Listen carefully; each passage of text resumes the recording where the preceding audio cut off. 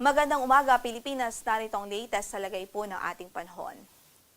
Apektado ngayon ng amihan ng extreme northern Luzon, kaya't magdudulot ito ng maulap na papawirin at mataas na tsansa ng mga pagulan ngayon sa Batanes at Cagayan Province. Kaya sa mga kababayan natin doon, wag kong kalimutang magdala ng payong o mga pananggalang sa ulan. Sa araw na ito, saan man po ang inyong lakad.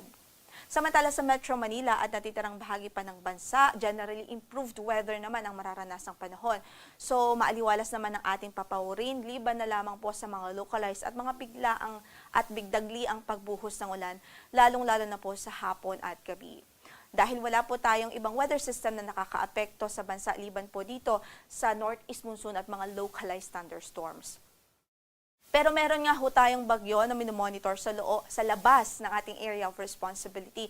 Huling nakita po ito sa layong 1,525 kilometers silangan huyan ng northeastern Mindanao. At ngayon nga po, malayo pa naman ito at wala pa namang direct effect sa anumang bahagi ng ating kalupaan. Pero as of our latest datos or latest na data natin, ay lalo pa po itong lumakas. Ngayon nga po ay severe tropical storm na. Taglay ang lakas ng hangin na 95 km per hour near the center at gustiness po na 115 km per hour. Northwestward pa rin ang kanyang movement at medyo may kabagalan po ito sa ngayon. 10 km per hour lang ang kanyang pagkilos. Kung kaya't mas mataas po yung tsansa na mas lumakas pa po ito, makahugot pa po ng lakas habang nasa karagatan po ito sa mga susunod na oras at araw. Based na rin nga po sa track na ipinalabas po ng Pag-asa ngayong 5 a.m. na Tropical Cyclone Advisory, makikita nga po natin na generally northwestward ang kanyang magiging movement sa mga susunod na oras at araw at pwede pong pumasok ito sa ating area of responsibility by Friday midnight, mamaya hong midnight o kaya naman ay bukas ng umaga o Saturday morning. At once na pumasok po ito sa ating PAR, papangalanan po natin itong si Bagyong Uwan. Yan po ang kanyang magiging domestic name or local name. At nakikita nga po natin in terms of intensity, mataas po yung tsansa na pumasok po siya ng PAR as typhoon. So malakas na po agad itong bagyo sa pagpasok pa lang ng ating area of responsibility.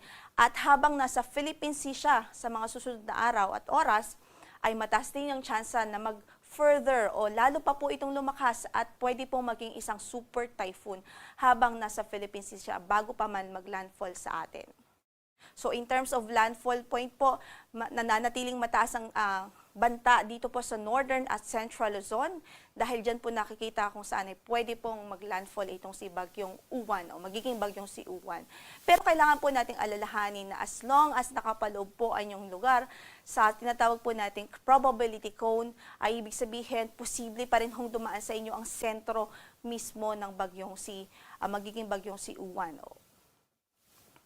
At bukod dyan, kailangan din po nating alalahanin na hindi po tayo pwede na mag-focus lamang sa landfall point dahil kung makikita nga po natin, napakalawak ng diametro nitong bagyo. Yung kanyang radius nag-extend po up to 400 kilometers from the center.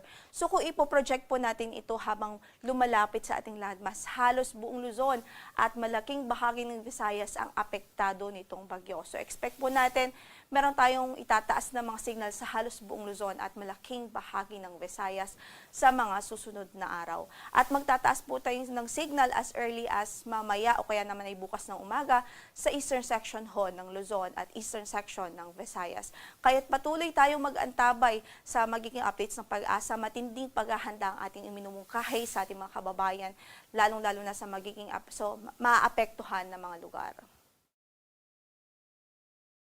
Samantala para sa pagtaya nga po ng ating panahon, magiging maulap pa rin ang papawirin at may tsansa ng mga pag-ulan dito sa Batanes at Cagayan Province dahil po sa epekto ng amihan, habang sa Metro Manila at natitirang bahagi ng Luzon ay mga localized thunderstorms lamang ang pwede pong maranasan. So para sa pagtaya ng ating temperatura, sa Metro Manila 23 hanggang sa 32 degrees Celsius, sa Tuguegarao ay 24 hanggang sa 29 degrees Celsius, sa Legazpi ay 25 to 32 degrees Celsius, sa Tagaytay naman ay 23 hanggang sa 30 degrees Celsius at sa Baguio ay 18 to 25 degrees Celsius. Samantala, pagdating naman ho sa Visayas, Palawan at Kabisayaan, asahan pa rin natin ang generally improved weather naman ho. May mga isolated lang na mga pag-ulan, posibleng mga panandali ang buhos, especially po sa hapon at gabi. Sa pagtayo ng ating temperatura sa Cebu, 24 to 31 degrees Celsius, 26 to 32 degrees Celsius naman sa Iloilo, 26 to 32 sa Tacloban, 25 to 32 sa Puerto Princesa, 25 to 32 sa Kalayaan Islands, sa Cagayan de Oro ay 25 to 31 degrees Celsius, sa Davao ay 25 to 33 degrees Celsius, habang sa Zamboanga ay 24 to 33 degrees Celsius. So again, patuloy po natin paalala sa ating mga kababayan tungkol nga po dito sa bagyong si Fungwong na magiging si bagyong Uwan pagpasok ng ating area of responsibility. Yung tropical cyclone signal number 1 ay pwede na pong itaas sa eastern portion ng Luzon at eastern Visayas as early as this evening or tomorrow morning. At based po sa intensity forecast, the highest signal na pwede po nating itaas kung maging super typhoon po ito bago maglandfall ay signal number 5 o tropical cyclone wind signal number 5. Ang onset naman o ang umpisa ng mga heavy rains ay posible po Sunday early morning dito po sa Visayas, Eastern Visayas particular, at maging sa Bicol region, posible na pong maranasan ang mga pag-ulan na dulot nga po ng bagyong ito. Bukod dyan ay pwede na rin po nilang maranasan ang mga pagbugso ng hangin na dala nga din po nitong bagyong magiging si bagyong Uwan. So potentially life-threatening stormy conditions pa rin ang ating nakikita at posibleng ma-experience dito sa Northern Luzon at portions ng Central Luzon by Monday, huyan early morning ng Monday and Tuesday hanggang Tuesday. So matinding pag-iingat at paghahanda po ang ating advice sa ating mga kababayan sa malaking bahagi ng Luzon at maging ilang bahagi ng Visayas.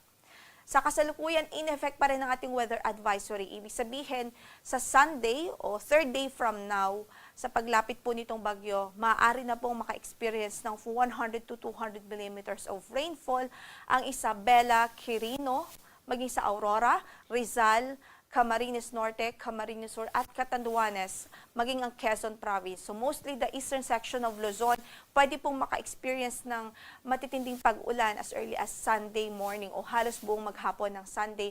Dala po at epekto po mismo nitong bagyo. So sa mga kababayan natin dyan, maging handa po sa mga posibilidad ng pagbaha o widespread na pagbaha at maging mga landslides o pag-uho ng lupa, especially sa mga bulubuntuking lugar. Samantala, 50 to 100 millimeters of rainfall naman sa Apayao, Cagayan, Kalinga, sa Mountain Province, Ifugao, Nueva Vizcaya, Nueva Ecija, Bulacan, maging sa Rizal, Northern Samar, Samar at Eastern Samar, maging sa Masbate Province at Sorsogon Province. Dulot din ng bagyong ito na papasok po sa ating area of responsibility. So again, maghanda po tayo at maging vigilant po tayo sa mga posibilidad na hazard na dala po nitong malakas na bagyo. Sa ngayon ay wala po tayong gale warning na nakataas sa bahagi ng ating mga baybaying dagat. Moderate to rough naman o katamtaman hanggang sa maalon ng kondisyon na karagatan na inaasahan sa northern and eastern sections ng Luzon at sa eastern section ng Visayas.